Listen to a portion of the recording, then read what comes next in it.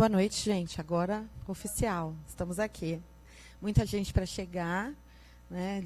O pessoal está falando que está um trânsito terrível. Recebemos alerta no Waze aqui, deve ter tido algum acidente também.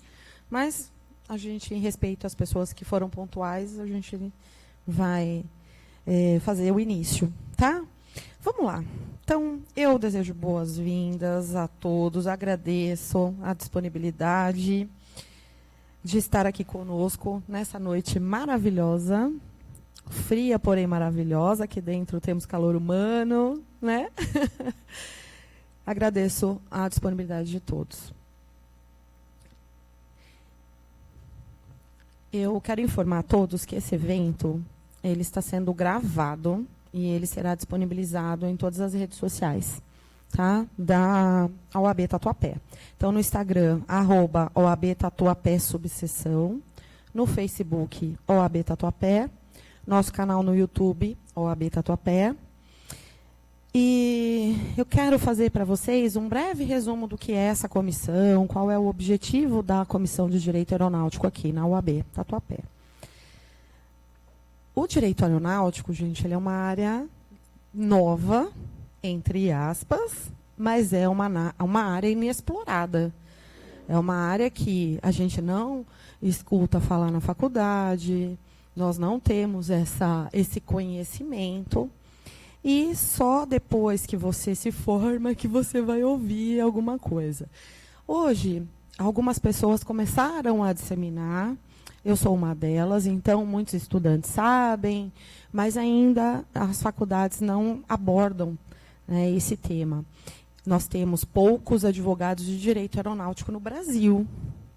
Em comparação às outras áreas, são bem poucos mesmo. Né, dá para a gente contar aí nos dedos da mão e do pé. Dá sim. Assim, essa área, gente, ela gera um pouco de confusão. Muita gente confunde o direito aeronáutico com o direito do consumidor, por exemplo. Né, às vezes ligam lá no meu escritório para mim e falam, doutora, preciso de alguém de direito aeronáutico urgente. Você vai ver, o cara perdeu a mala. Perderam a mala do cara. Ou, né, teve uma avaria na mala dele. Isso não é direito aeronáutico, isso é direito do consumidor. O direito aeronáutico, ele vai muito mais a fundo nas questões do transporte aéreo, nas questões das operações de voo em si, de toda essa questão de gestão aeroportuária, enfim. Embora seja inexplorada, é uma área que tem muita ramificação, tem muita coisa. É bastante tempo da gente estudar isso, viu? Muita coisa. E aí, o que a comissão faz aqui? A nossa comissão, ela tem aproximadamente 43 membros. Eu falo aproximadamente porque nem todos ainda estão com a portaria, tá? Mas por volta de 43 membros. São pessoas que já trabalham para a OAB comigo, enfim, com a doutora Nicole, Camille, doutora Elisandra, né, doutora Camille, enfim, não tem mais ninguém da comissão aqui, não. Já trabalham há bastante tempo nessa área. E o objetivo da comissão é a produção de conhecimento. Né, a gente faz a produção de conhecimento, faz estudo de caso, elaboramos grupos dentro da própria comissão, cada grupo cuida de um assunto diferente, os assuntos que estão mais alarmantes, né, os que dão mais problema, os que estão... O nosso tema é um problemão. Né, então, os assuntos que estão mais em evidência, a gente procura estudar, produzir conteúdo, vários projetos, todos voltados a os advogados, justamente para que tenham esse conhecimento da área, e também, gente, para a sociedade. Né, cada vez mais dependente do uso de transporte aéreo. E qual é a finalidade da OAB? A OAB ela é uma categoria, né, ela cuida, é uma entidade de classe, ela cuida da categoria, mas ela também tem uma responsabilidade com os cidadãos, né? Não só com os advogados, a gente tem essa responsabilidade. Então, a comissão, ela cumpre o seu papel também nisso. Temos alguns projetos que eles não estão ligados diretamente aos advogados, mas estão ligados ao cidadão, a quem voa, ou a nossa segurança. Gente, se cai um avião, pode estar um familiar de vocês lá dentro. Né? Ou pode cair em cima da casa de alguém, de nós. Então, a gente precisa cuidar disso, a gente acaba cuidando da sociedade como um todo. Tá? E a nossa missão é justamente fazer essa conscientização e trazer esse conhecimento para a nossa classe, porque estamos cada vez mais dependentes do transporte aéreo, que engloba muita coisa do que a gente fala. Tá? Então, esse é um breve resumo da comissão. Quem tiver interesse, gente, quiser participar das nossas reuniões, quiser participar da comissão, né, fale comigo ou mande e-mail, eu vou disponibilizar um e-mail aqui, e serão todos muito bem-vindos. Eu vou chamar aqui para compor a mesa o nosso diretor tesoureiro, Naziazeno Alves. Doutor, por favor.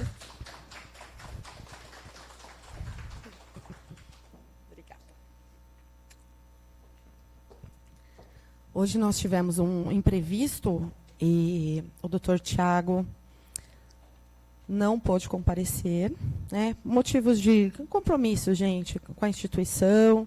Infelizmente, ele não pôde estar aqui, mas nos deseja todo sucesso e agradece todo o nosso apoio.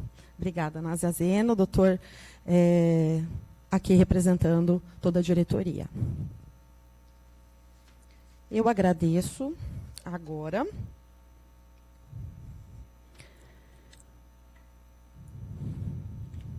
a presença dos presidentes de comissões que estão aqui no auditório. Vejo aqui o doutor Aloysio Neto, que é presidente da Comissão de Igualdade Racial, e vejo também o doutor Hélio Cardoso, presidente da Comissão de Perícias Judiciais. Em nome deles, eu também convido a todos, né, participarem das nossas comissões. Agradeço também a presença de todos vocês. Muito obrigada por estarem aqui. Eu vou fazer um anúncio, gente, dos nossos apoiadores culturais e depois eu vou ler o currículo da nossa palestrante. Então, nós temos apoio cultural aqui para a OAB Tatuapé. Na categoria Platinum, a T-Legal, que estava ali. A categoria Ouro, nós temos a My Place Office, Oni, Bozalt e Damásio Tatuapé. Na categoria Prata, nós temos a Go Up, a Mr. Count, Organização Campo das Oliveiras, Plano Campo das Oliveiras, Clínica Campo Mais, Personalité, Dr. House, DRC Construções. Na categoria Bronze, a DPU Class, Arena 33, do Duda, Responsabilidade Social Corinthians e a Sicredi. E a nossa patrocinadora oficial, a 9, e Água Oficial da UAB Tatuapé. Desculpe aí o engano. Mas vamos lá. Vou ler aqui o currículo da nossa palestrante, doutora Nicole. Doutora Nicole é uma pessoa que eu confio muito. É uma pessoa que está há bastante tempo comigo. Ela foi minha aluna. Eu tenho muito orgulho de falar isso. E vamos lá. Doutora Nicole Fontolan Villa, advogada sênior no Dicieiro Advogados, atuante em Direito Aeronáutico desde 2011. Bacharel em Direito pela Universidade Presbiteriana Mackenzie, pós-graduada em Direito Processual Civil pela PUC São Paulo e em Direito Aeronáutico pela Anhembi Morumbi. Professora no curso de pós-graduação do CEDIM, na disciplina de Contratos de Transporte Aéreo, membro da Comissão de Direito Aeronáutico da UAB, subseção Tatuapé. Doutora Nicole, seja muito bem-vinda. Pode subir por aqui, fica à vontade. Obrigada, viu?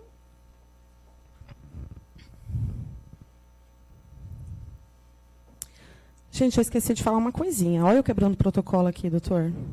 Todos os nossos apoiadores culturais estão em nosso aplicativo e os panfletos em nosso espaço no café no final do auditório. Doutor, vou passar a palavra ao doutor, por favor. Muito obrigada.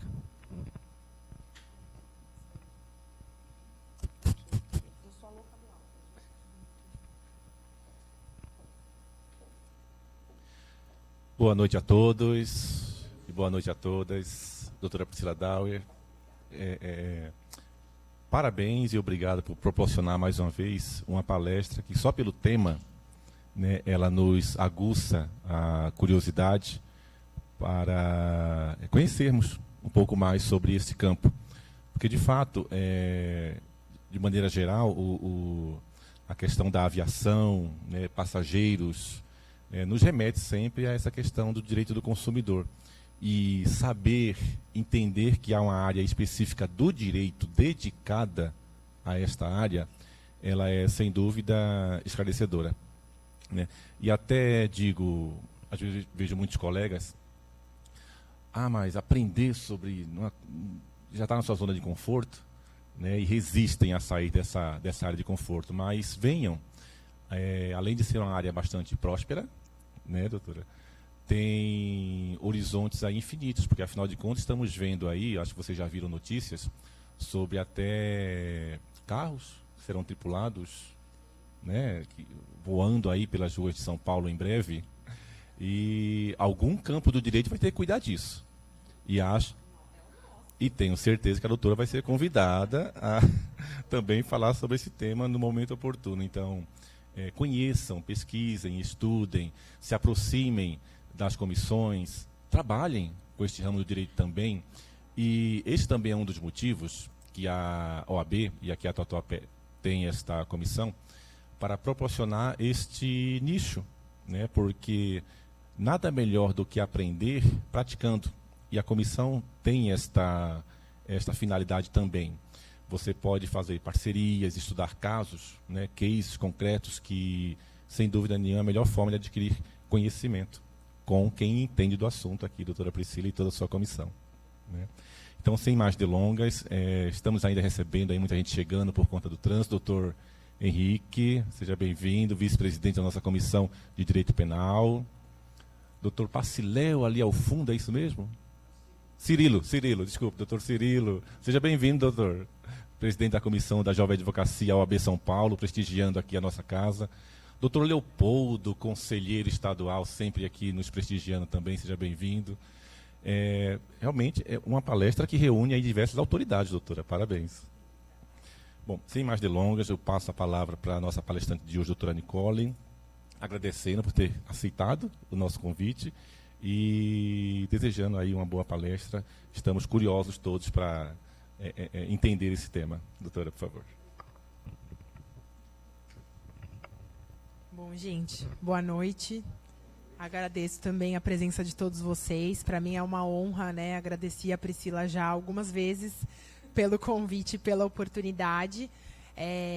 Acho que é, sim, um ramo do direito que tem um campo inexplorado, né? E essa questão do passageiro, ela sempre chama bastante atenção, porque, afinal, todos nós podemos ser ou somos passageiros, né?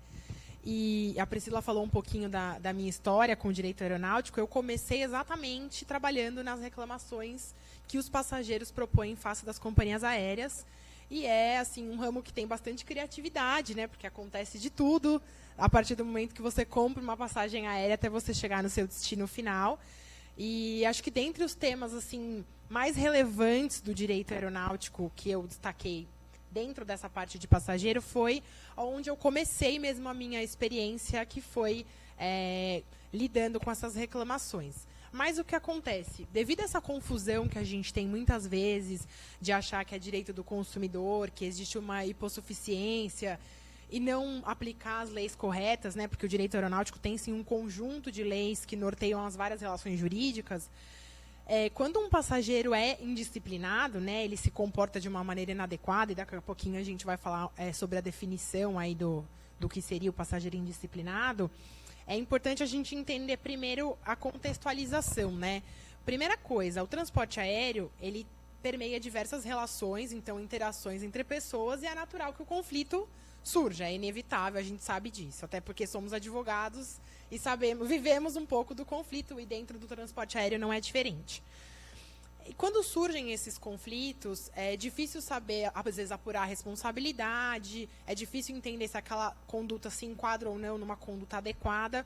E aí foi surgindo esse termo de passageiro indisciplinado, e como a aviação é um setor bastante globalizado, com bastante influência de outros países, né, Estados Unidos, União Europeia, tem o termo unruly passenger, que vocês vão achar nos documentos internacionais da IATA, da ICAO. E a gente pegou bastante coisa emprestada de lá, né, para construir aí toda a nossa legislação sobre o assunto.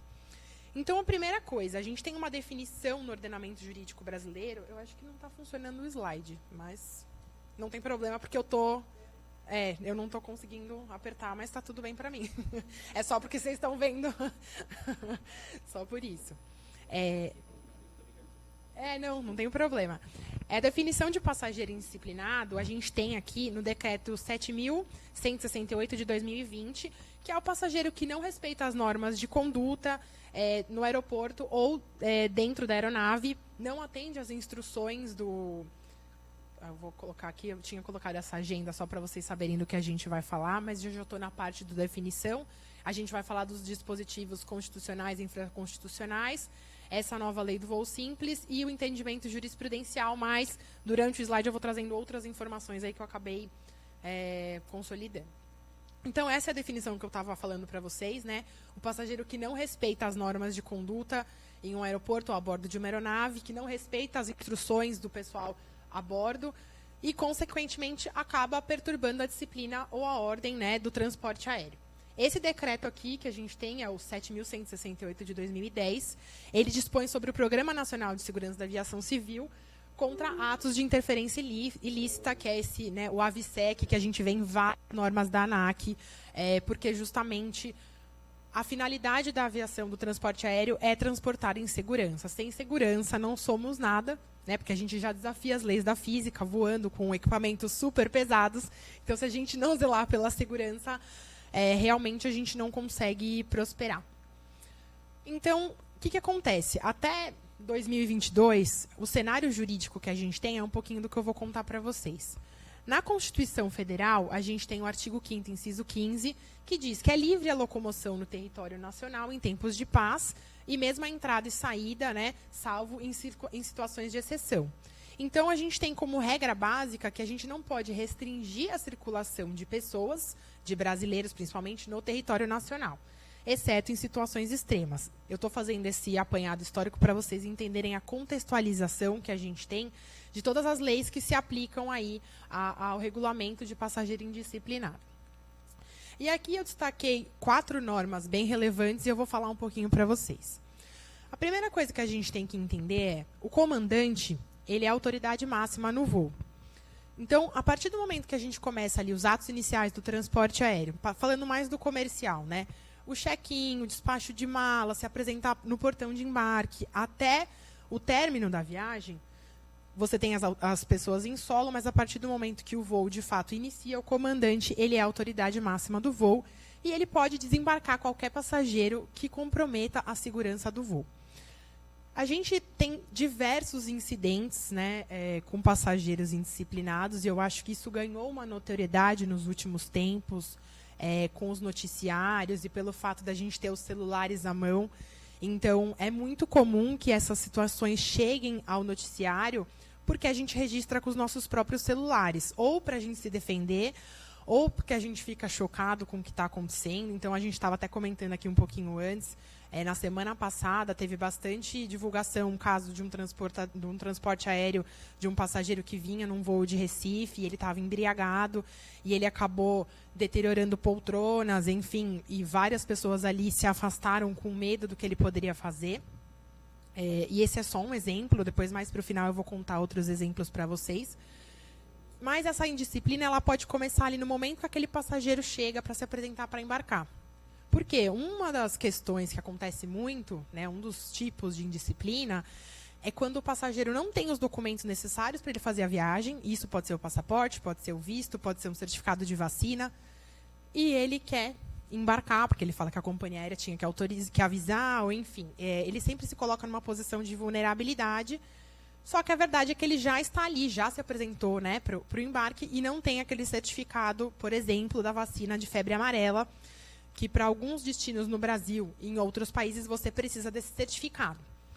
E isso é um caso real também, é óbvio que eu não vou dar nomes, mas foi um caso na semana passada de uma pessoa que, inclusive, por ironia, trabalha na área da saúde, se apresentou lá para viajar, foi negado o embarque e ele agrediu uma funcionária do check-in, agrediu severamente, a moça foi até afastada do trabalho. Só que, quando isso acontece em solo, é possível ali a autoridade policial se apresentar, né, conter a situação. Mas e quando isso acontece durante o voo? E não pensem vocês que isso é difícil, isso acontece bastante. A gente tem desentendimento entre passageiros. Eu mesma tive um caso há muitos anos atrás, que houve ali uma luta corporal, e um dos passageiros processou a cliente, né, que eu trabalhava, dizendo que ele foi injustiçado porque ele não teve o transporte aéreo dele concluído, e pedindo os clássicos indenizações por danos materiais e morais, que, como a Priscila introduziu, né, a grande procura nesse primeiro momento, achando que é direito aeronáutico, é pedindo esses danos morais e materiais por qualquer defeito na prestação do serviço aéreo. Só que a gente sabe que tem o componente da responsabilidade civil, que depois eu vou falar para vocês um pouquinho mais para frente. Só que durante o voo, nem sempre é possível que exista um pouso emergencial, né, que a gente fala fora de rota ou imprevisto. Então, muitas vezes, o comandante tem que analisar o caso e entender o que está acontecendo e tomar a decisão para proteger a segurança de todos. Porque ele é a autoridade máxima e a principal atribuição dele é zelar pela segurança do transporte aéreo, de todos os usuários e da tripulação. E um outro dispositivo também que corrobora com isso são duas normas da ANAC, né, que é a Agência Nacional de Aviação Civil, a Resolução 400, que é uma norma muito importante, porque ela diz respeito às condições gerais de transporte aéreo. E lá no artigo 18, ela fala, caso o passageiro não respeite as instruções dadas pela tripulação, ela pode ter o embarque negado. Então, ali logo no começo, né, enquanto o avião ainda está em solo, mas já iniciou ali os avisos e tal, ele não atendeu, ele pode ser desembarcado. E um ponto muito recorrente foi a questão do uso de máscaras durante a pandemia. Acho que foi na semana passada que deixou de ser obrigatório pela norma da Anvisa, né? Mas até a semana passada, inúmeros incidentes, mesmo no auge da pandemia, quando não tinham as vacinas, era muito comum que as pessoas se recusassem a utilizar a máscara, né? E isso foi até um ponto de elevação na incidência do relatório da IATA, que é uma das associações que eu falei para vocês, a Associação Internacional dos Transportes Aéreos.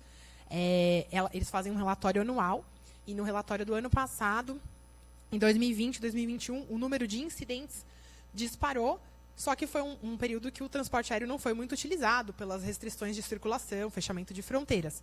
Então, veja, é um setor dinâmico, que as relações se transformam. Você pode ter uma regra de fora, que aconteceu alguma coisa no mundo, que impacta ali em como as relações vão se desenrolar. Então, o uso de máscara foi um fator que fez disparar os incidentes, né, no transporte aéreo com os passageiros indisciplinados. Outra regra importante é o RBAC, que é o Regulamento Brasileiro de Aviação Civil, que a gente chama de RBAC, número 108.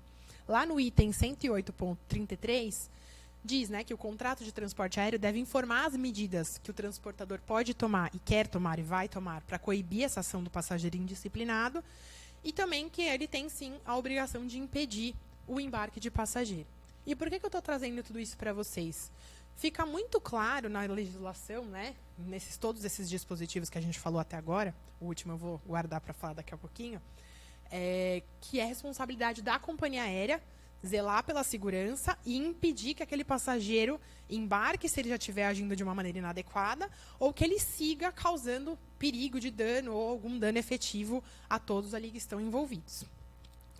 Só que, assim, se essa companhia aérea já vendeu passagem para aquele passageiro algumas vezes, esse passageiro já teve uma conduta reiterada de indisciplina, de causar uma perturbação, e aquela companhia aérea já conhece aquela pessoa, já tem os dados, e aquela pessoa se apresenta ou vai lá na internet, eu quero comprar uma passagem aérea com a transportadora A. Será que pode se negar a vender uma passagem aérea para aquele passageiro? Até junho de 2022, a regra que vigorava era essa do Código de Defesa do Consumidor, artigo 39, que proibia a recusa de prestação de serviço para um passageiro, eu não vou usar consumidor, porque eu não gosto dessa palavra quando a gente fala do transporte aéreo, que estivesse disposto a contratar o serviço de transporte aéreo pagando ali o preço que você está pedindo pelo bilhete. Então, o que é? A gente está falando de uma relação de direito privado, né, que é um contrato de direito privado, contrato de transporte aéreo, só que a gente está estabelecendo uma obrigação de contratar. E aí é que eu faço um parênteses. No Código Civil, a gente tem a liberdade de contratar e a autonomia da vontade, que são princípios básicos de qualquer relação contratual de direito privado.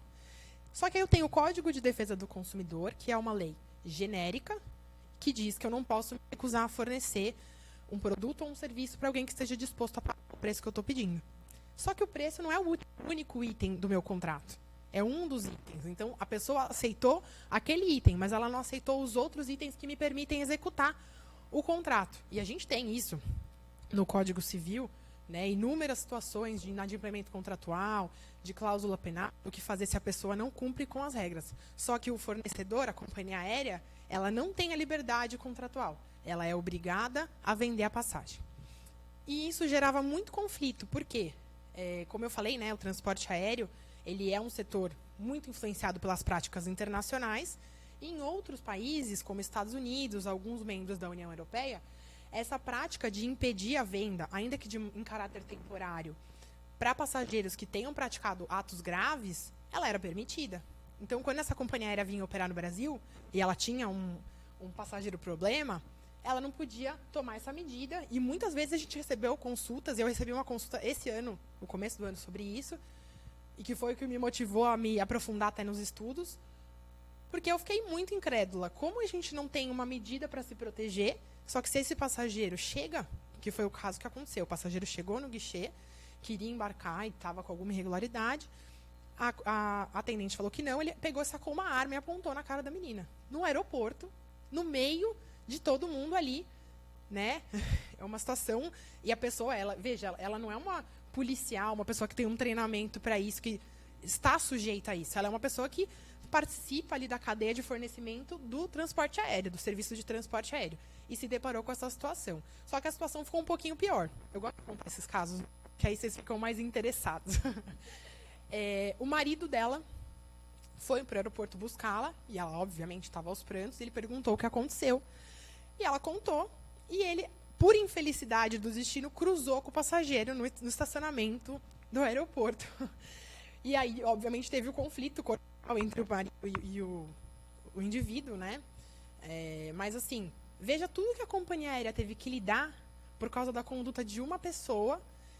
E aí a companhia aérea voltou pra gente. Gente, eu sou obrigado a vender porque ele estava querendo comprar passagem de novo. Eu não quero, porque eu já sei quem é. E aí a gente fez essa consulta no começo do ano e o cenário jurídico era esse que eu mostrei para vocês. Eu faço provocação. O que vocês fariam? O que vocês responderiam? Vocês acham que tem uma base jurídica com a liberdade contratual, com tudo isso que a gente trouxe, para fundamentar e bancar uma restrição? É um risco, né? Só que nós, advogados, estamos assumindo um risco o tempo inteiro. E aí veio essa lei, que é a Lei 14.368 de 2022. Eu imagino que a maioria de vocês não ouviu falar, mas ela é uma lei que foi originária de uma medida provisória que a gente apelidou de MP do Voo Simples. O Voo Simples ele é oriundo de um programa da ANAC, que começou em 2020, para desburocratizar e simplificar as regras, as normas atinentes ao transporte aéreo. Temos diversas ações, e essa lei foi uma lei muito comemorada pelo setor, né?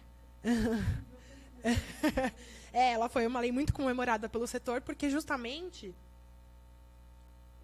pela primeira vez, a gente teve, de fato, normas feitas por quem entende do setor. Porque a gente tem o Código Brasileiro de Aeronáutica, mas ele é de 1986. Numa época muito diferente da que a gente vive hoje e feito por legisladores com outra bagagem, né? E hoje as relações jurídicas são muito diferentes. Então, assim, a gente poderia fazer umas 5 palestras sobre essa lei, falando de tudo que ela mudou, mas no que diz respeito aí ao tema do passageiro indisciplinado, antes de falar do que ela trouxe de bom da sanção, guardem essa informação. A ANAC vai poder regulamentar esse tema. Então, assim, o Código Brasileiro de Aeronáutica, lá no artigo 232, ele permite agora a suspensão de venda de bilhetes por até 12 meses por um passageiro indisciplinado com um ato grave. E aí a exceção é passageiro em cumprimento de missão de Estado e, uma coisa importante, os dados podem ser compartilhados entre empresas aéreas. Para o setor aéreo, basicamente os transportadores, é uma maravilha. Mas, como advogada, eu digo e vejo, claro que cabem vários desafios a essa lei, né? Porque a gente tem o que é uma conduta grave, qual é o critério para dizer o que é uma conduta grave ou não. E aí, para amparar um pouquinho a gente, para a gente ter uma ideia, a IATA, nesse relatório que eles divulgam, até depois eu posso passar o link se vocês quiserem, eles têm uma tabela de classificação das infrações. Então, as de menor potencial ofensivo, as médias, as graves e as super severas. E as de menor potencial ofensivo são as discussões, algum desentendimento verbal, agressão física, a arma e o último nível é sequestro, enfim, nível de, né, derrubar o avião. Claro que, assim, é muito amplo o conceito, a gente sabe que conduta de indisciplina grave pode ser o cara que apontou a arma, não é a mesma coisa do cara que ofende ali a um passageiro ou um comissário durante o voo, mas eu vejo, desde já, como um ponto que pode, sim, gerar bastante discussão, apesar de continuar comemorando a lei, tá, gente? Eu, como advogada do setor, claro, vou seguir comemorando, acho uma inovação muito positiva. E essa questão do compartilhamento de dados, né? A gente está vivendo a era digital, e a questão da LGPD tem se fortalecido muito aqui no Brasil, e quando a gente fala de aviação, a gente tem muitas operadoras internacionais aqui no Brasil, que já estão muito mais acostumadas do que a gente. Então, eu vejo isso com ressalvas, eu não sei exatamente se isso vai ser feito. Por outro lado, não deixa de ser um mecanismo de defesa, né, do setor, porque se eu estou vendo que esse passageiro agiu de uma maneira inadequada e colocou em risco o meu funcionário, e a Priscila tem a companhia aérea dela, olha só, aconteceu isso com esse passageiro. Mas, como eu disse, né, não é uma relação jurídica simples, formada por apenas duas pessoas. Você tem uma infinidade de sujeitos dentro dessa relação jurídica. E, assim, quando eu falei lá da liberdade contratual, para mim, continua sendo um argumento muito forte. Eu não posso ser obrigada a contratar com ninguém, né? E a questão de, eu estou vedando, eu estou impedindo a circulação de uma pessoa. Não, eu estou impedindo que ela voe. Ela pode se locomover por outras formas, por outros meios de transporte. Claro que para alguns locais vai ser um pouquinho mais difícil, mas é uma escolha que a pessoa fez, né? E se a gente está falando de um direito constitucional, o direito à vida e à segurança também estão no artigo 5º, e aí, em detrimento dele, eu vou considerar um direito individual de locomoção. Para mim, ficou assim um conflito de direitos constitucionais, onde a vida e a segurança do coletivo, né, dos trabalhadores do transporte aéreo, dos outros usuários, de todo mundo que está ali no aeroporto e pode correr algum risco por uma conduta inadequada, isso, para mim, acaba sendo um interesse coletivo em detrimento de um interesse individual. Mas tudo isso que eu estou dizendo para vocês, essa lei entrou em vigor em 14 de junho de 2022. Ela é muito recente e tem um ponto de atenção. Existe uma parte vetada ali pelo presidente Bolsonaro, e então essa lei tem que voltar para o Senado. Com relação a isso e todas as outras mudanças, dificilmente acredito que vai ter alguma alteração. Mas existe esse ponto de atenção que a gente tem sempre que ficar ligado mesmo, porque pode acontecer, né? Aí aqui, antes de eu entrar na jurisprudência, eu quero fazer uma observação sobre a responsabilidade civil. Como a gente falou, né, o direito aeronáutico é um organismo novo para a maioria de vocês. Tem muitas leis que a gente não tem uma vivência desde a faculdade. E aí tem a questão da responsabilidade civil. Então, a gente tem o transporte aéreo nacional e internacional. No internacional, a gente tem a Convenção de Montreal, que ela é ratificada pelo Brasil, e ela se aplica às relações de transporte aéreo internacional, mesmo que, na prática, não sei se vocês já se depararam com alguma questão como passageiros ou como advogados, é um tema que foi recentemente apreciado pelo STF. Em 2017, saiu o tema 210 de repercussão geral, que fala que, sim, a Convenção de Montreal prevalece sobre o Código de Defesa do Consumidor, mas ainda assim nós temos juízes que seguem aplicando o Código de Defesa do Consumidor. Mas, de qualquer forma, no que diz respeito à responsabilidade civil, quando a gente vai analisar os dispositivos, em nenhum momento ele fala como é a responsabilidade civil do passageiro que lesa a companhia aérea. Não. Tudo que a gente tem de responsabilidade civil é lesão, morte de passageiro, defeito na prestação do serviço aéreo. Então, atraso de voo, cancelamento, a mala foi perdida, o dano, né, transporte de carga, que também faz parte aí do transporte aéreo. Então, são essas as questões que são observadas. E ainda a Convenção de Montreal traz ali um dispositivo bacana que fala que, no caso de atraso de voo, por exemplo, a responsabilidade seria só se ficar provado que o transportador fez tudo o que ele podia para evitar o dano. Quando a gente fala do transporte aéreo nacional, que a gente chama de doméstico, a gente tem o Código Brasileiro de Aeronáutica e a Resolução 400, que eu já mencionei para vocês, a resolução da ANAC, que seguem um pouco a linha da Convenção de Montreal e falam da responsabilidade no caso de morte, lesão e defeito na prestação do serviço pela companhia aérea. Então, veja, em nenhum momento as próprias leis do direito aeronáutico cogitam o que fazer no caso inverso, se um passageiro praticou um ato que lesou a companhia. E aí, por conta de tudo isso que eu contei para vocês, da gente ter visto esse aumento de embates, dos embates chegarem ao noticiário, se fez essa questão. Como seria, no caso de uma lesão causada por um passageiro, como esse que a gente deu o exemplo no começo, né, do passageiro que ali quebrou a poltrona, a mesinha, enfim. Ele pode ser responsabilizado? Sim. Ele pode, porque se a gente lembrar lá do Código Civil, aquele que causou o dano tem o dever de indenizar. É a regra mãe aí do direito civil. Mas o que acontece? A gente não tem no nosso judiciário esse tema apreciado, porque até o que eu escrevi aqui, a gente vai falar mais dos casos relacionados às condutas práticas mesmo. Mas em nenhum momento essa análise feita ao contrário foi apresentada ao nosso judiciário. Eu tenho informações de que o processo vai ser apresentado contra um passageiro, porque realmente foi um caso extremo de passageiro embriagado, né, que estava na classe executiva e ele já entrou no avião ali totalmente fora de condições, porque é uma coisa importante, gente. Quando a gente vai viajar, se o passageiro já está embriagado, drogado, ele não pode, porque ele não tem condição de entender o que a tripulação está falando, e se tiver uma situação de emergência, ele não consegue, às vezes, realmente caminhar pelas próprias pernas, né? E, assim, isso é muito comum, muito, muito comum. Eu mesma tive um caso que eu cuidei, e até anotei para não esquecer desse exemplo. Foi um caso que um vídeo de celular salvou a minha cliente, porque era um casal, ele era médico, enfim, ela era a esposa dele, não falava, mas ele fez questão de escrever que era médico, renomado e tal. E eles estavam voltando de um voo internacional, e aí eles falaram que eles foram humilhados, porque eles foram retirados da aeronave, e não puderam viajar, e foram agredidos pela polícia local e tal. E juntaram lá alguns laudos, só que os laudos eram assim, 5 dias depois, não fazia o menor sentido. E somado a isso, o que acontece? O que é importante a gente entender? Tudo que acontece no voo é registrado. Então, se teve uma ocorrência como essa, o comandante, ele vai fazer o relatório, e os próprios tripulantes que presenciaram, isso é muito comum, ele também vai anotar lá, olha, o passageiro que estava no assento 5A, estava com comportamento assim, aconteceu isso, para a proteção de todos. Porque depois, se vier ter uma disputa judicial, a companhia documentou ali. É feito boletim de ocorrência, outros passageiros podem vir a testemunhar, se bem que essa é uma questão um pouco mais difícil.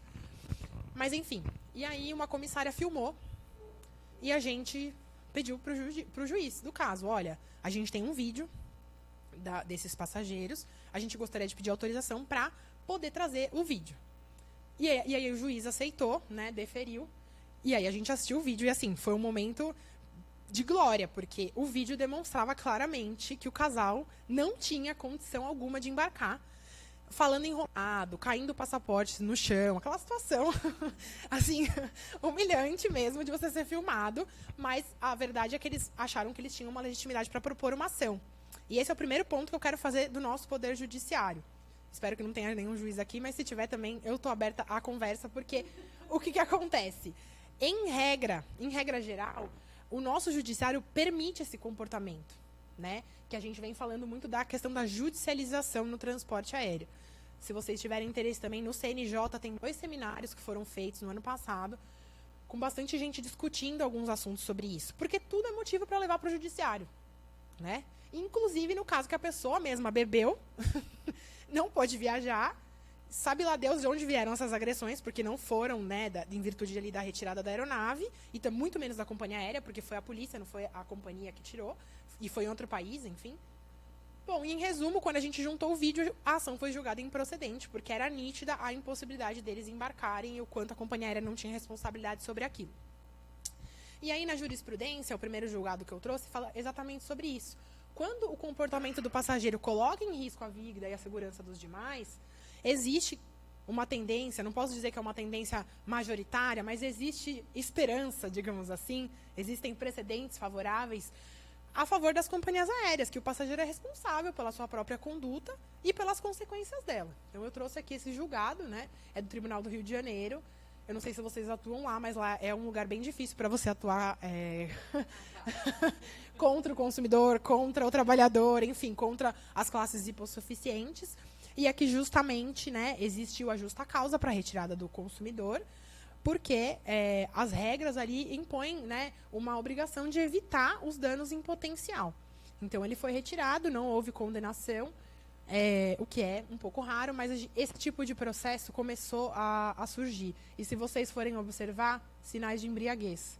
É um clássico, gente. Acontece muito em voo internacional, por medo de voar. Às vezes as pessoas misturam bebida alcoólica com remédio, isso gera um efeito potente. Às vezes na altitude o organismo funciona de uma maneira diferente. Aí a Priscila pode até falar mais do que eu. Então, assim, acontecem muitas coisas que a gente não tem ideia. E quando a gente chega nesse momento e é impedido de viajar, né, realmente tem essa questão. E aí que o mau comportamento dos passageiros pode levar à necessidade de desembarcá-los da aeronave. E também pode incitar os outros a buscarem a indenização. E isso também é comum, né, para quem atua nessa área. Muitas vezes tem lá, é um processo de indenização por cancelamento de voo ou por desvio de rota. Aí você vai ver no relatório de voo, mas foi um desvio porque o passageiro estava embriagado. O passageiro agrediu alguém da tripulação. E esse caso que eu comentei para vocês, que vai ter esse processo judicial, o que aconteceu? Era um voo internacional. Quando começaram os problemas, o avião estava saindo do continente. E aí a pessoa começou a perder realmente ali o prumo, né? E o comandante tomou a decisão de voltar para o aeroporto mais próximo e desembarcar. Porque ele falou, eu vou cruzar o oceano, por 4, 5 horas eu não vou ter como desembarcar esse passageiro. E também tem um ponto, já que a gente está falando da relação aí, como é, né, da natureza da relação entre transportador e passageiro. Se eu cruzo o continente, eu vou desembarcar esse passageiro no primeiro lugar que eu puder. E se o pessoal não fala língua? Se a pessoa está viajando sozinha? É difícil, né? Claro que, em regra, se a gente está falando de um passageiro brasileiro, aí não é nem a minha área de expertise, mas os passageiros brasileiros costumam ser deportados, né, para o Brasil para resolver a questão aqui, responder criminalmente aqui no Brasil. Mas, ainda assim, se eu tô do lado e eu vi toda a atuação do cara e eu me senti lesada porque eu queria chegar, eu tive que voltar, eu vou e processo. E aí, essa jurisprudência não é legal porque é entendido que é uma tentativa da rede se eximir da responsabilidade porque o pouso não previsto foi por uma necessidade de retirar o passageiro embriagado do avião. E aí é engraçado, porque ele fala aqui que não existem provas nesse sentido, mas a suposta ocorrência não exclui o dever da companhia de prestar auxílio aos passageiros. Aí a minha primeira provocação a companhia aérea não deu causa, mas ela tem que prestar a assistência. E aí, só para vocês entenderem, a questão da prestação de assistência é uma questão muito polêmica aqui no Brasil. Porque aqui a gente tem na Resolução 400 a obrigação de prestar assistência material. O que é assistência material? A partir de 2 horas, você tem que ligar para a pessoa, mandar mensagem, viu? Seu voo vai atrasar. A partir de 4 horas, você tem que dar um lanche. A partir de 6 horas, você tem que pagar hotel. Enfim, e no mundo, não é assim. Você só indeniza se você causou o dano. E assim, a gente poderia fazer uma outra palestra só sobre essa questão. Mas fato é que falha na compreensão do que é o ato ilícito e da responsabilidade, né? Porque, como vocês sabem, o ato ilícito, o dano e o nexo causal de quem praticou e quem causou o dano é essa pessoa que tem que indenizar. Então, é o passageiro que está embriagado, que teve que fazer a aeronave pousar, que teria que indenizar esses outros passageiros. E aí volta no problema da responsabilização que eu falei para vocês. E tem uma coisa também que o judiciário e as pessoas não pensam. Um pouso não previsto ou fora de rota, ele é um prejuízo imenso para uma companhia aérea. Quando a gente trabalha com isso, a gente ouve muito falar, né, nos custos operacionais. Por quê? Muitos dos custos a gente fala que são dolarizados, porque vem do petróleo, vem do combustível, o próprio preço de passagem, né, a cotação base é dólar.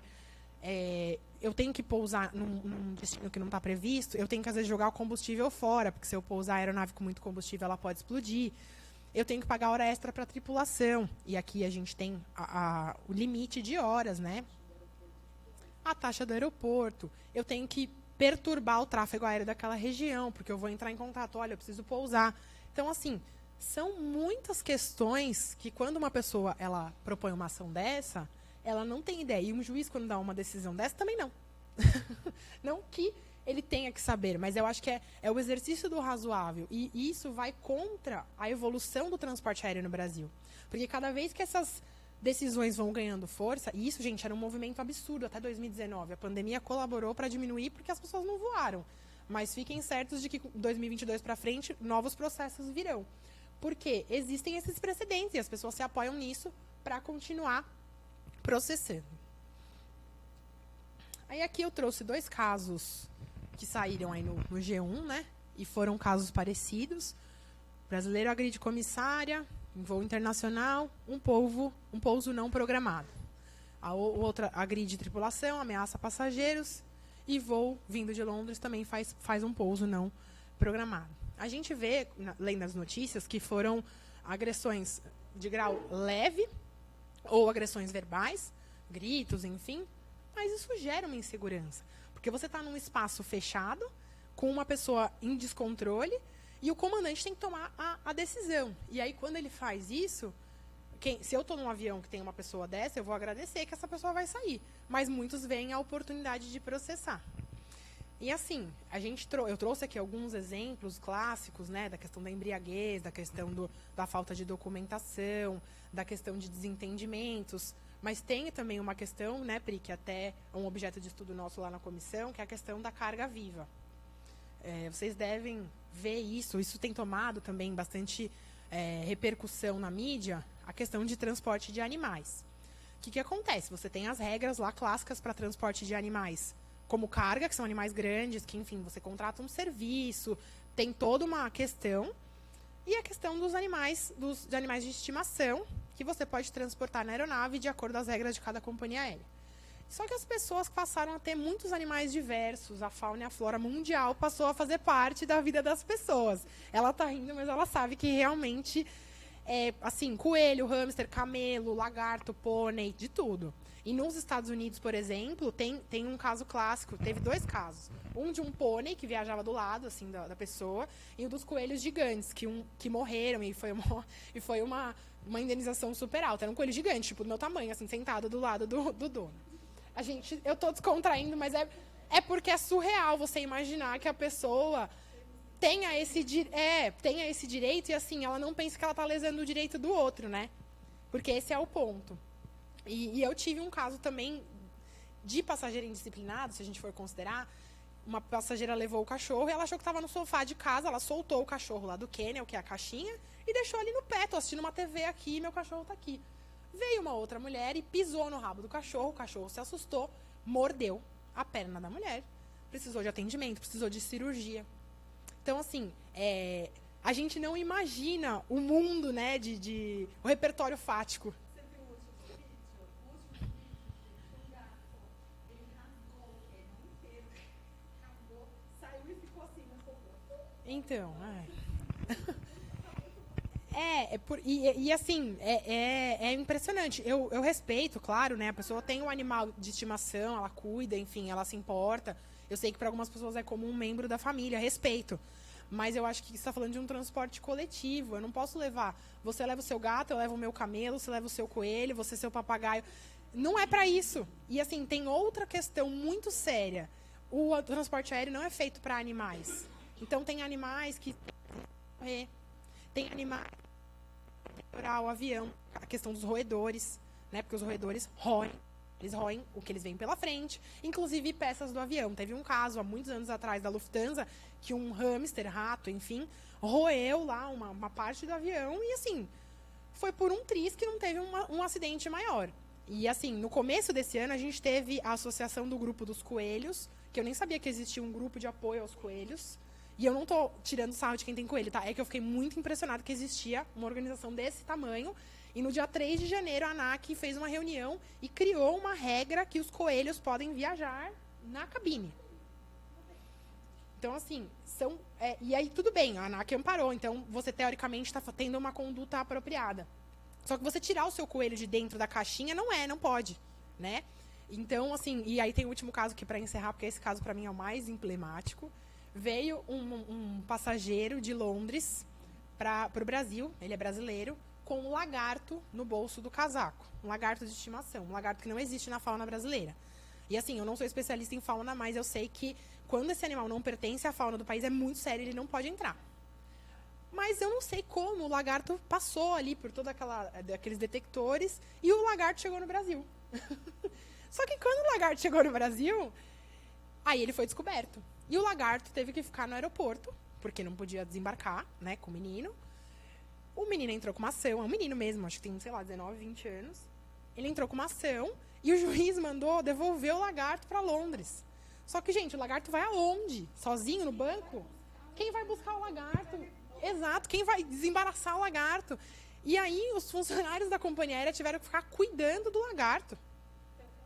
Dando comida. Eu vivi... Não, sim, mas era brasileira, mas ia voltar para Londres. Então, assim, eu acho que a mensagem principal que eu quero passar assim, com essa palestra é a seguinte. O direito aeronáutico é um ramo inexplorado. O transporte aéreo, apesar da gente saber que ele está se expandindo e tudo, ele ainda não é tão difundido e utilizado. Então, as pessoas, às vezes, elas querem fazer dele um transporte que elas podem fazer o que elas quiserem. Mas, como eu brinquei, né, já desafia as leis da física. A gente está voando ali numa altitude impensável, com um equipamento super pesado, a questão do oxigênio. Enfim, tem muitas questões.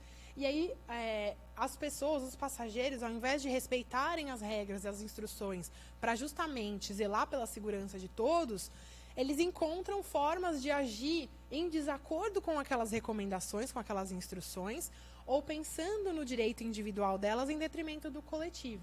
Então, assim, finalizando, acho que a questão do passageiro indisciplinado, ela pende de regulamentação da ANAC, então existe a perspectiva, sim, da gente ter uma norma mais profunda, mais técnica sobre o assunto. Não, até existia uma previsão na agenda regulatória, a ANAC tem uma agenda regulatória a cada biênio, né? Então era 2021, 2022, para tratar ali do RBAC 108 que eu mencionei para vocês, ele ia ser revisto, mas a gente sabe que é um ano atípico, um ano de eleição, onde muita coisa acontece, então a gente não teve nenhuma notícia sobre isso até agora. Mas, a princípio, sim, a regra que vigora no Brasil é que a gente pode estabelecer essa restrição temporária de 12 meses para passageiros que pratiquem atos graves. A gente tem 2 projetos de lei pendentes na Câmara. Um projeto é o 3.111 de 2019 e o outro é o 6365 de 2019. Eles estão apensados. O primeiro muda ali o artigo 168 para colocar coibir atitudes de passageiro indisciplinado como uma das atribuições do comandante ali, como uma das obrigações dele. Ele colocava a possibilidade de suspensão por 12 meses da venda de passagem e a possibilidade de pena de multa, que aqui no Brasil a gente não tem, mas nesses outros países que eu mencionei, o passageiro pode ser multado. Se vocês procurarem notícias, né, Unruly Passenger com companhias aéreas internacionais, vocês vão encontrar essa possibilidade de multa, e multas até em valores elevados. E o outro projeto de lei, que é o 6365, ele trata da questão criminal de tipificar o crime de perturbação à ordem a bordo, estabelecendo uma pena de 2 anos sem embarcar. Mas aí tem o conflito com a norma já do Código Brasileiro de Aeronáutica, né? Então, eles não têm uma previsão, eles estão desde dezembro de 2019 esperando ali para ser apreciados. E a gente deve ter notícias em breve. Eu agradeço muito a presença, o tempo e a atenção de vocês. Foi um prazer enorme para mim. Muito obrigada.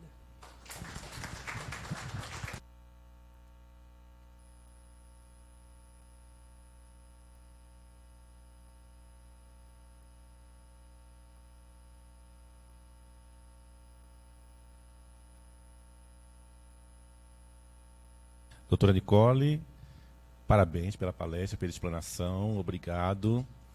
Realmente, eu fiz aqui algumas anotações e temos dúvidas, temos perguntas. Primeiro, assim, me causou estranheza e até vi assim, nos rostinhos da plateia, quando a doutora falou sobre restringir a venda de passagem, né? Aquele franzir de testa, né? Mas não me parece nada tão esdrúxulo quando a gente lembra de casos assim mais populares, por exemplo, torcedor de futebol impedido de acessar estádio de futebol. Não é? E por que não na companhia aérea?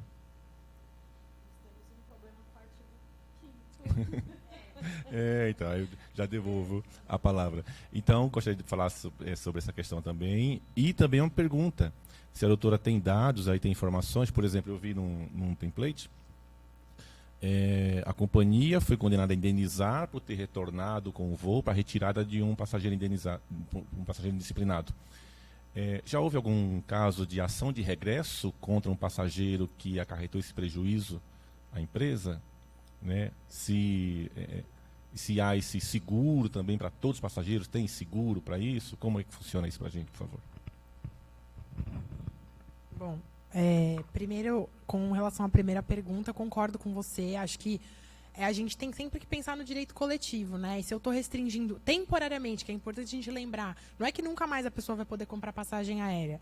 E muitas vezes é só com aquela companhia aérea, porque ainda que a gente tenha a previsão de compartilhamento de dados, a gente ainda não sabe como isso vai se dar na prática, né? E com relação à ação de regresso, o que acontece? Eu tenho essa informação extraoficial de um processo que está para ser iniciado, mas, ao meu ver, se eu recebesse uma consulta, o que acontece? Como eu falei, os custos para você, né?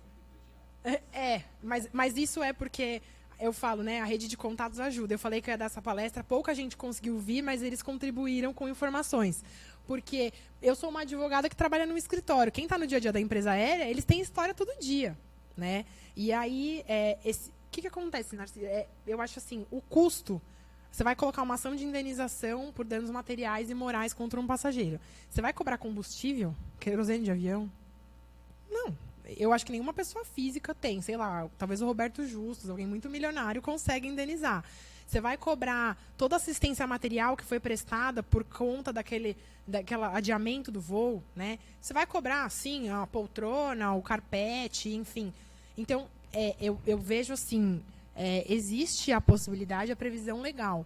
Mas, como advogado, você tem sempre que pesar, né? Eu vou dar essa recomendação. Você vai recolher custos sobre que valor? Sobre um valor astronômico. Qual a perspectiva real de você reaver aquilo, né? Então, porque você vai ter a fase de conhecimento, você vai precisar provar que aquela pessoa causou aquele dano. E se você fala de relatórios unilaterais, que no judiciário você vê muito, mas a empresa juntou relatórios unilaterais. Sim, mas eu estava lá no alto. O que eu podia fazer? Eu tenho os meus relatórios e alguns passageiros. E a questão de passageiro testemunhar é muito complicado, né? Porque são, de novo, informações confidenciais que a companhia aérea tem acesso pela prestação do serviço. Ela pode usar os dados, ela pode te ligar e falar, oi, eu quero que você testemunhe aqui num processo para mim, né? Então, mas mesmo antes da LGPD, muitos juízes não permitiam que você divulgasse essa lista e tal. Porque alguns passageiros pediam, falavam, eu quero a lista de passageiro que eu quero rolar testemunha. Então, assim, como eu disse, é um tema que tem muito a evoluir ainda, né? Tem bastante a evoluir, mas acho que esclareci essas dúvidas suas por enquanto. A questão da teoria do risco de negócio Também. É igualzinho quando você tem uma loja de cristais, você deixa os cristais expostos. Você não pode cobrar se o consumidor quebrar o cristal, né? Então, existe também essa teoria do... Isso, e é muito comum, só que eu também discordo.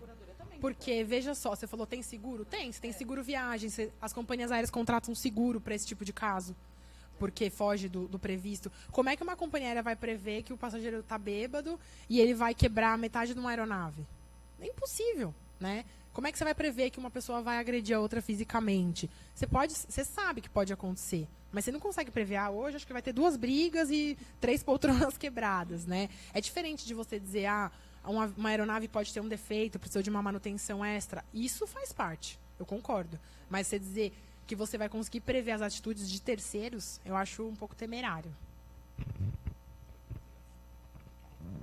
Tem alguma pergunta? Vai sim. Vai sim, vai sim. Tá tudo certo. Não, eu só quero falar com a questão do rato, que essa questão de ele roer o avião, eu não ando mais de avião. Já não andava, agora...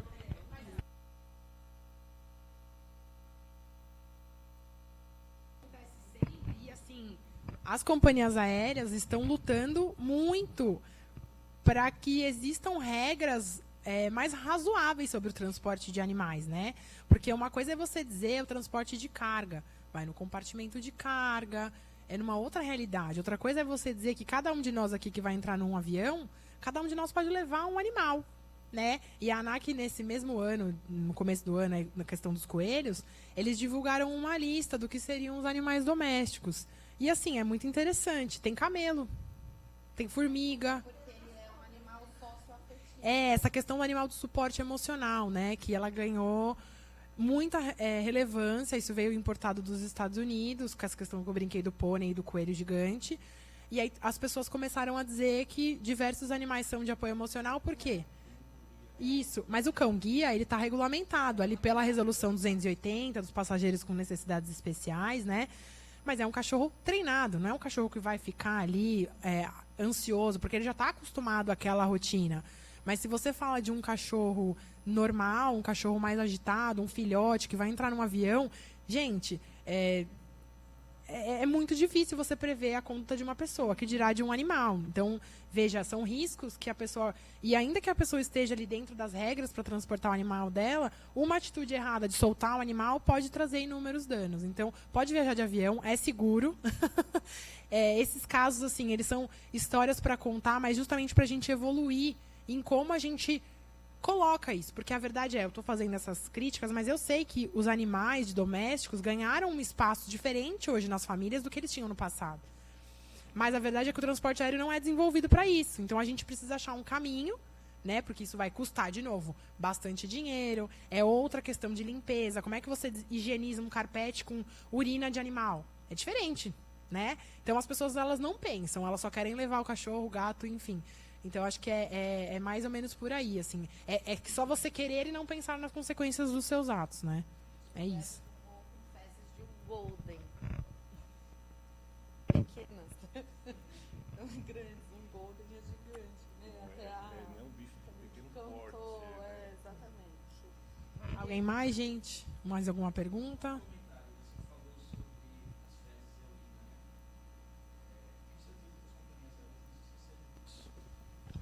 Boa noite. Você falou das fezes e da urina, né? Tenho certeza que as companhias aéreas não se esqueceram disso, mas a urina é ácido, é corrosivo. Um animal fazendo suas necessidades, principalmente a urina, às vezes demanda um processo de limpeza muito grande da aeronave. Para vocês terem a ideia, o sangue humano também é. E eu trabalhei numa empresa aérea, a Priscila sabe disso. E uma vez teve um evento de um passageiro com aneurisma, era uma empresa de transporte aeromédico, e teve um processo de ruptura. E vazou sangue desse passageiro pela aeronave. Todo o piso da aeronave teve que ser removido e toda a estrutura teve que ser limpa de forma adequada, minuciosamente, porque é questão de meses a corrosão. Então imagine a urina de um animal.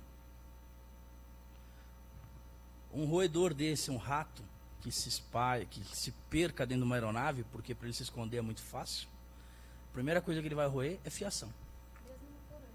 Mesmo no porão. Ele vai roer fiação. E fiação para a aeronave é tão importante quanto o próprio cabo de comando. Então, só para ter uma noção do risco que se põe quando se coloca, aspas, seres vivos não preparados para estarem a bordo. Exato, e assim, você está colocando outros seres vivos em risco, né? Além do ser, que essa questão que você falou da urina, do sangue, tem a questão da contaminação também, né? Eu estou expondo ali as próprias pessoas que trabalham com a limpeza a um perigo de contaminação que elas não teriam, porque aquilo não faz parte. Então aí você volta de novo para a responsabilidade da companhia aérea, né? Ela está expondo os funcionários, que às vezes, na maioria das vezes, na verdade, são de empresas terceirizadas, mas enfim, e expondo os funcionários, expondo os outros passageiros a risco de contaminação que pela atividade descrita ali no contrato de trabalho, ela não teria. E os próprios passageiros. Então, é perfeita a sua colocação, é exatamente isso. Tem passageiro que tem uma alergia muito grave, né, de pelo de animal. E isso, se ela está na poltrona ao lado, isso pode dar um problema grave, né? Você falou, né, de ser humano não preparado. Tem gente que não está preparado para dirigir automóvel, né? Tem gente que não está preparado para atravessar a rua na faixa, né? Por isso que eu digo assim, pegue voo. Eu costumo sempre fazer, mas assim, eu sou aquele passageiro, eu sou tão temeroso, eu morro de medo. Mas não deixo de ir, precisa, né? É um transporte necessário hoje em dia. Mas eu sou aquele que chega, fica ali na poltrona, afivela o cinto e fico lá, né? Imóvel. Né? Imóvel mesmo. Né? O quanto puder não me mexer muito, não me mexo por conta de medo. Eu tenho medo. Gente, eu morro de medo de avião. Certa vez, estava indo para Recife, aí parou uma passageira do meu lado e eu estava ali, eu estava quieto, bem quieto, como costumo sempre. Ela olhou para mim e falou: "Você é padre?" Eu não era, mas aquela pergunta e o medo de avião, comecei a rezar na hora, né? Óbvio, comecei a rezar. E aí você vê as aeromoças, né? Magrinhas assim. Você é aeromoça? Você é aeromoça, moça? Não é aeromoça, não. Mas vê assim, magrinha, assim, né? Magrinha. O avião vai iniciar o seu taxiamento para levantar o voo. Aí aquela aeromoça magrinha vai fechar aquela porta. Eu fico olhando assim, não fechou aquela porta. Aquela porta não fechou direito. Aí, esse é o meu mantra. Esse é meu mantra. Não, se não fechasse, ia soar algum alarme aqui. Esse é meu mantra. E assim, eu vou no mantra e volto com ele. Ah, então. E até porque, assim, como falando, indo para Recife, né? O aeroporto de Recife, as aeronaves, elas decolam no sentido do oceano. Via de regra, mas via de regra assim, é sentido oceano, é sentido. Via de regra sim, porque ele tem, né? Então, mas assim, gente, mas direto na água é complicado. Posso falar uma coisa? À vontade. Olha, na água ou em outro lugar vai dar na mesma.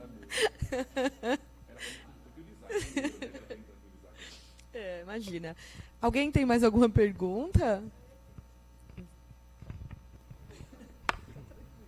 Então, é muito comum as pessoas beberem, se embriagarem justamente pelo medo. As companhias aéreas não têm nenhuma preparação, nada que possa ajudar, medicamento, alguma coisa assim, para evitar esse tipo de medo. Eu não tenho medo, na verdade, eu amo voar. Mas é uma questão que deveria ser pensada, né? Olha só, os comissários do comandante, eles têm treinamentos, né? O programa de treinamento para você ser aprovado, para você voar, é algo bastante complexo. E dentre esse treinamento, existe sim você saber prestar os primeiros socorros. Mas a gente está falando de pessoas que sabem prestar os primeiros socorros, não que sabem lidar com diversas situações. E aí eu posso trazer um outro exemplo para vocês que não tem a ver com passageiro indisciplinado. Mas eu tive um caso de uma passageira que faleceu, uma passageira de 33 anos, que veio a óbito num voo, e ela começou a se sentir mal, ela era saudável e tal, e quando ela começou a se sentir mal ali, dores abdominais, náusea, vômito, começou a ir ao banheiro, estava com o marido e com a filha pequena, os comissários fizeram uma infinidade de perguntas para ela, e dentre essas perguntas, você está grávida? Existe a possibilidade de você estar grávida? Não. E a causa mortis foi gravidez ectópica, que é quando a gravidez ocorre na trompa, né? E existe uma hemorragia interna. E assim, o que aconteceu no caso? Existia um bombeiro, né? Que a gente chama, eles chamavam de paramédico lá no relatório, que prestou os socorros. Existia uma oftalmologista, médico a bordo, e existe o physician on call, que é o médico que você liga, que consulta ali, você fala, olha, os sintomas são esses e tal. E imediatamente, quando o médico falou pousa, houve o pouso, foi na Costa Rica, mas não houve tempo hábil. Por quê? As informações prestadas pela própria passageira não permitiram que ninguém suspeitasse daquilo, né? E aquilo me pegou muito forte, assim, porque era mais ou menos a minha idade, enfim. Você se põe no lugar, né? E eu era advogada da companhia aérea, claro, não da passageira, porque eu acho que eu nem conseguiria pegar o caso. Mas o ponto é dizer assim, eles têm um treinamento, sim, de prestar primeiros socorros, existe todo um apoio, mas a questão da embriaguez está falando de pessoas adultas, e muitas vezes as pessoas se embriagam nas salas VIPs. E quando elas se apresentam, se elas disfarçarem um pouquinho ali, ficar quieto, com medo, ficou com medo ali na hora de decolar, na hora que o avião subiu, como eu falei, é uma decisão muito extrema você desembarcar alguém, e dependendo do nível de embriaguez, o passageiro nem aceita ajuda, né? Então é difícil até, é uma situação difícil de lidar, e que eu acho que, eu fico pensando, será que as companhias aéreas deviam ter um treinamento diferente, né, os comissários?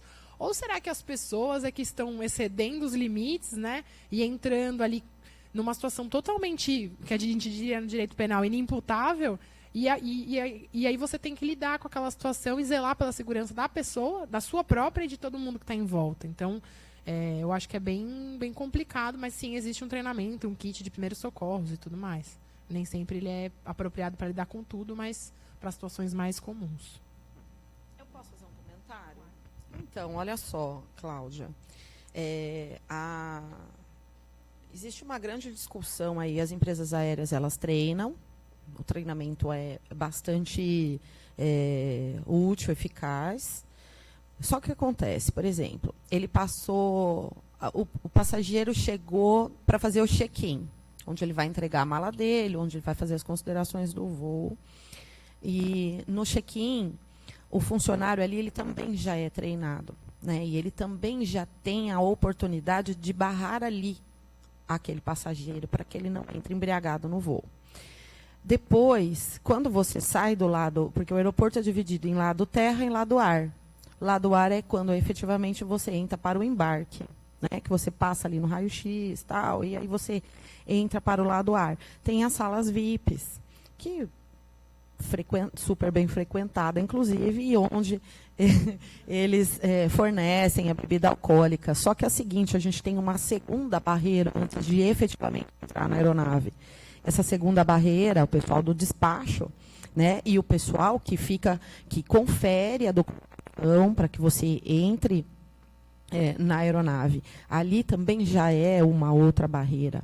Então, o terceiro ponto é efetivamente a aeronave, onde os comissários são treinados e os pilotos também, né? Mas geralmente nessa hora os pilotos não estão acompanhando o embarque, eles estão cuidando de todos os procedimentos para voo. E então a gente tem várias barreiras para que isso não aconteça, acaba acontecendo. Mas uma coisa importante que eu quero falar sobre isso, a palestra é dela, não é minha, tá, gente? Mas só estou fazendo uma consideração. Muita gente, para quem me conhece aqui, sabe que eu trabalhei muitos anos numa associação de pilotos e a gente discutia muito essa parte de como o piloto pode se defender de tudo isso, né, de como as coisas podem acontecer.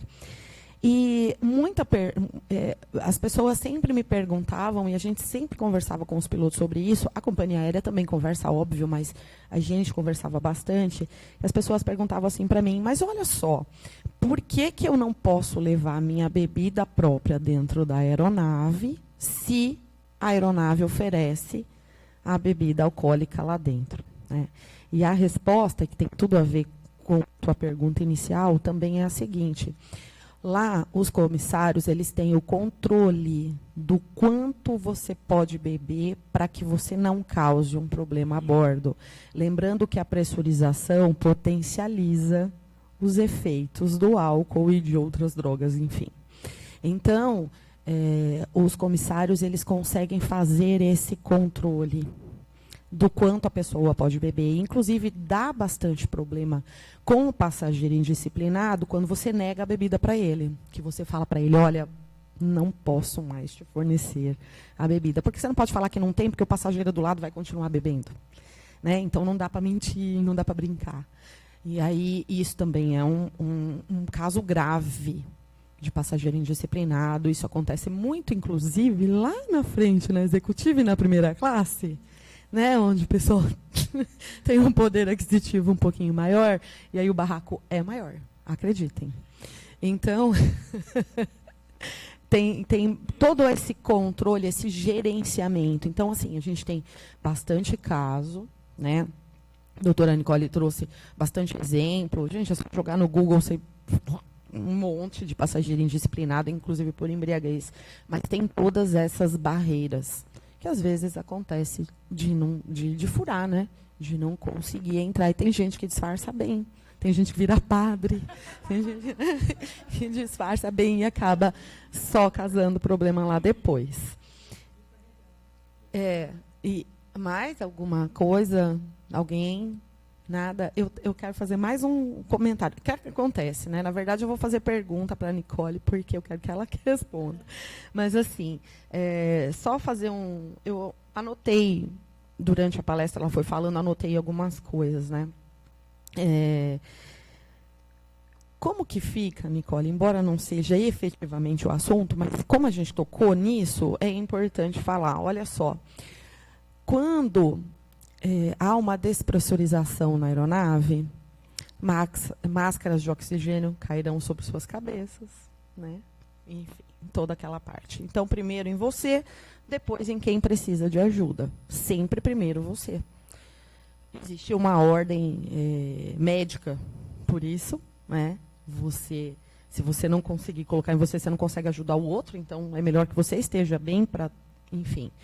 Como é que fica uma despressurização de cabine com animal na cabine? A gente coloca a máscara de oxigênio no poodle? Como a gente faz? Mas assim, ó, antes dela responder essa pergunta, imagina o cachorro que não tem focinho. Vamos lá. Então, mas várias nuances, gente. Isso é uma problemática. Gente, dentro da comissão, nós temos 2 grupos. O grupo de estudos de passageiro indisciplinado, que, inclusive, a doutora Nicole é a gestora. E temos um grupo de carga viva, justamente para estudar essa parte toda dos animais. Como a nossa palestra está sendo gravada, eu acho importantíssimo dizer o seguinte.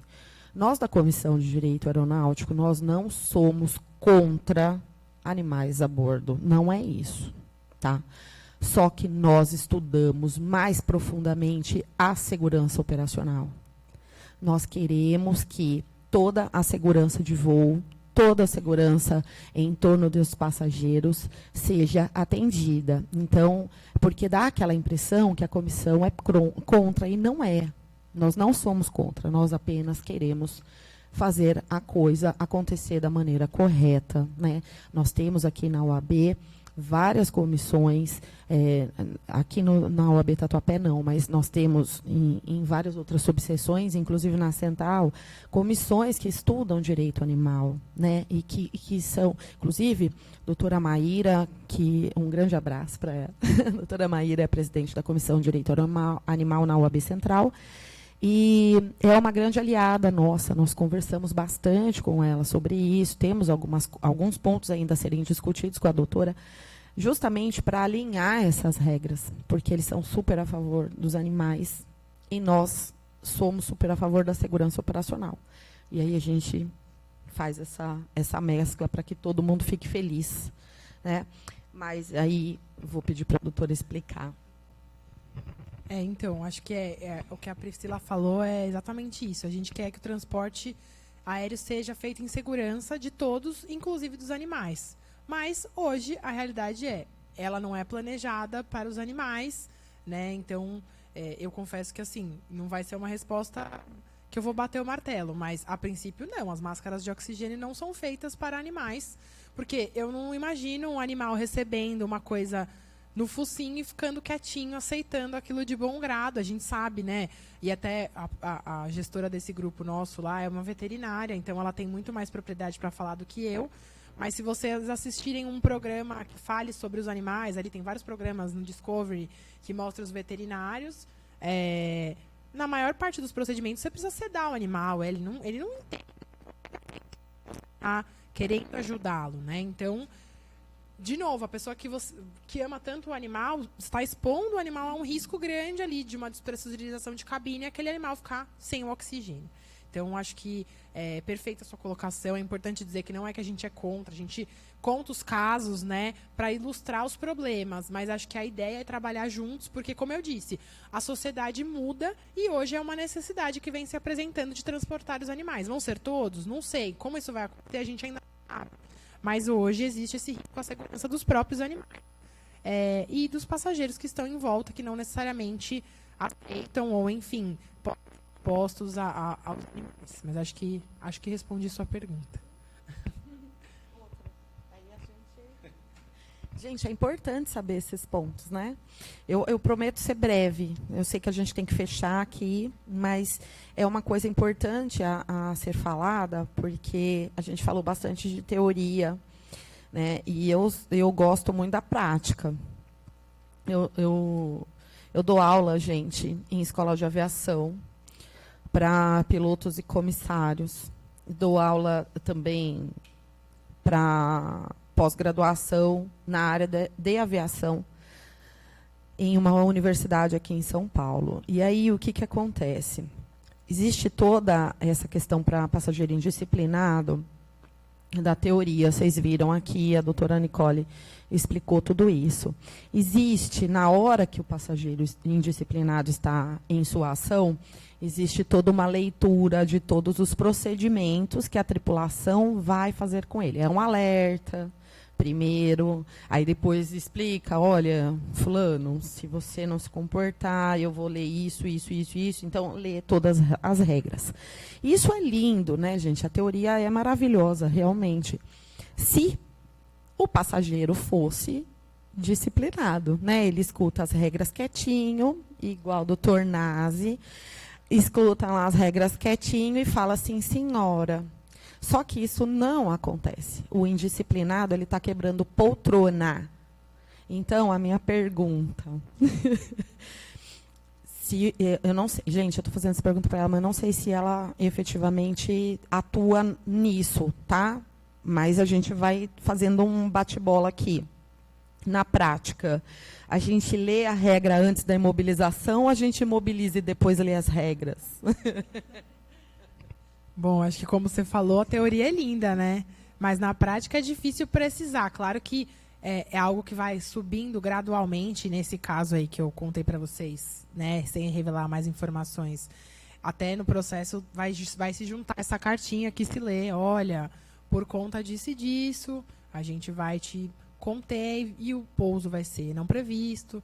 Então, eu imagino que depende da agressão, né? A gente está falando em legítima defesa. Dependendo do que estiver acontecendo, pode ser que ele seja mobilizado para conseguir ouvir o que está sendo lido, né? Então, a minha prática na aviação é na teoria e como passageira. Graças a Deus, nunca viajei como passageira indisciplinada. Mas esses casos que a gente recebe acaba acontecendo dependendo da situação que se apresenta para a tripulação, que também está se defendendo, né? Como você falou. Então, é difícil dizer, vai ser lido antes. A regra, o protocolo é que seja lido antes. Mas nem sempre vai ser possível se cumprir sob pena de se lesar, de fato, a integridade física das outras pessoas ali envolvidas. Acho que é isso. Eu fiz um curso antiterrorismo um tempo atrás, tem o quê? 2, 3 semanas, por aí. E o curso é na prática, gente. Tem a teoria também, mas é na prática. Gente, eu saí toda esfolada desse curso, porque você pula embaixo da cadeira e sobe aqui, e vira ali, imobiliza passageiro. Enfim, nem posso falar, porque eu assinei um termo lá que eu não posso falar nada desse curso. Mas o que eu quero falar é que nesse curso a gente aprende exatamente isso. Existem situações que não dá para você colocar a teoria na prática, que você tem que efetivamente imobilizar para depois falar, olha, você foi imobilizado, você muda o texto, né? Olha, você será imobilizado? Não, você foi imobilizado por conta disso. Tem que dar uma alteradinha no texto lá. Mas a tripulação é extremamente bem treinada para isso. Olha, eu até ia falar uma outra coisa, mas acho que deu o nosso horário, né? Deu o nosso horário. Mas não tem problema. Olha lá o Wellington já me olhando ali, ó. Wellington, tá bom, ó. É isso.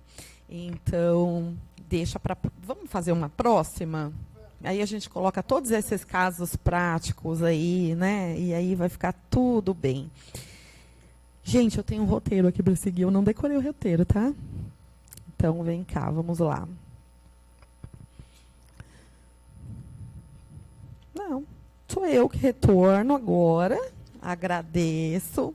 Vou falar de novo dos apoiadores culturais, gente, eu não sei onde eu coloquei, está aqui, por favor, muito obrigada. Eu não vou lá na tribuna, eu vou falar aqui, tá bom? Então, vamos lá. Nosso apoio cultural, de novo, vamos falar, que é muito importante, gente, nós agradecermos, né, esse apoio todo, é por conta desse apoio que todas as coisas, né, adicionais aconteçam aqui na subseção. Muito obrigada a todos. Então, lá na categoria Platinum tem a T-Legal, categoria Ouro, My Place Office, Ônibus Out, Damásio Tatuapé. Na categoria Prata, Go Up, Mr. Count, Organização Campo das Oliveiras, Plano Campo das Oliveiras, Clínica Campo Mais, Personalité, Dr. House, DRC Construções. Na categoria Bronze, Depil Class, Arena 33, Doduda, Responsabilidade Social Corinthians, Sicredi, e a 9, que é a água oficial aqui da nossa OAB Tatuapé. É isso. Gente, eu agradeço. Doutora Nicole. Gente, eu amo essa menina. Muito obrigada, foi muito esclarecedor. Vamos sim. Agradeço muito a sua disponibilidade, o seu conhecimento, compartilhar aqui com a gente todo o seu know-how. Vamos lá na frente. Um mimo aqui da nossa casa, como agradecimento, e mais ainda por ter me garantido que aquela porta realmente está fechada.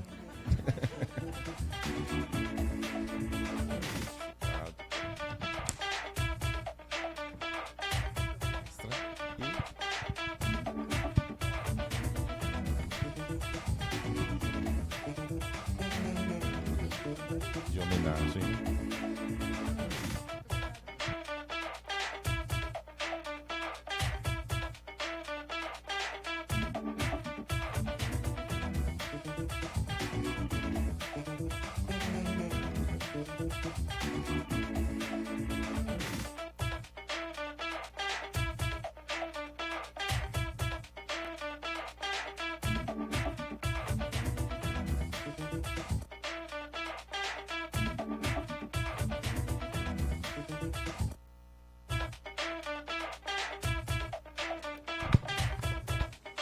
Bom, com isso, então, caminhamos para o encerramento.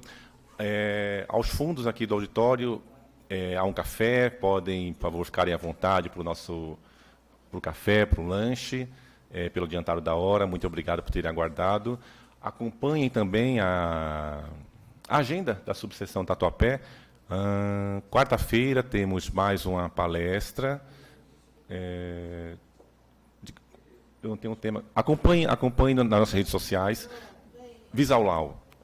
Isso, perfeitamente. A utilização do Visaulau em nossas petições. Aí para o advogado estar cada vez mais conectado com essas modernidades tecnológicas. Afinal, a OAB trabalha muito para isso, para que sempre estejamos atualizados com as novidades, com as tecnologias, e assim possamos prestar aí bons serviços em nome da cidadania.